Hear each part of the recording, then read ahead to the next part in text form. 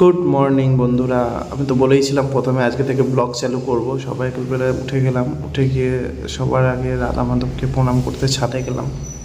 But সিঁড়িতে উঠতে উঠতে দেখছি ভালোই মতো হয়তো বৃষ্টি এসছে। বাইরে তো দেখছি প্রচণ্ড বৃষ্টি হচ্ছে, আর বৃষ্টি হয়েছে ছাদে পুজো হয়েছিল, ওই জন্য ছাদে প্রচণ্ড এলোমেলো হয়ে আছে জিনিসপত্রগুলো।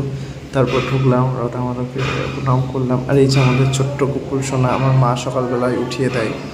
তারপরে আমি এলাম এবার তোমার রাধা মাধবকে প্রণাম করলাম। আর যে ঠাকুরঘর নতুন করে বাড়ি করেছিলাম, সবাইকে তো আগেই দেখিয়েছিলাম। তারপরে মা নিচে ডাকলো, নিচে চলে এলাম এবং নিচে এসে মা বললো, আজকে উঠতে বেলা হয়ে গেছিলো, তো এটা আমার ভাগনা টিভি দেখছিল, তো মা বললো কিছু খেয়ে নিতে। তো আজকে দেখলাম রুটি করেছে, যেটা আমার একদমই পছন্দ নয়, কিন্তু কী করা যাবে, আর কিছু করে নেয়, এখন এটাই খেতে হবে।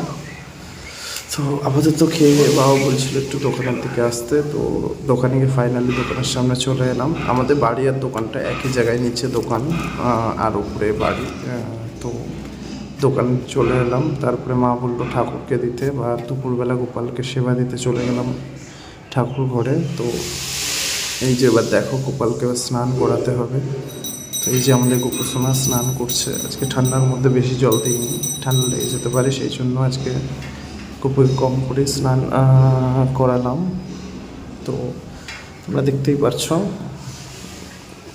কেমন লাগছে, জানিও। গোপালটাও কেমন হয়েছে জানিও তোমরা। তারপরে গোপুসোনাকে একদম দিয়ে দিলাম এবং কিছু খাওয়াতে শুরু করলাম। আজকে বেশ ফলই দিয়েছিলাম দুপুরবেলা, জল দিলাম এবং মুখটা শেষমেশ পুরো মুছিয়ে দিলাম। তো এটা পুরো আমাদের ঠাকুর ঘর।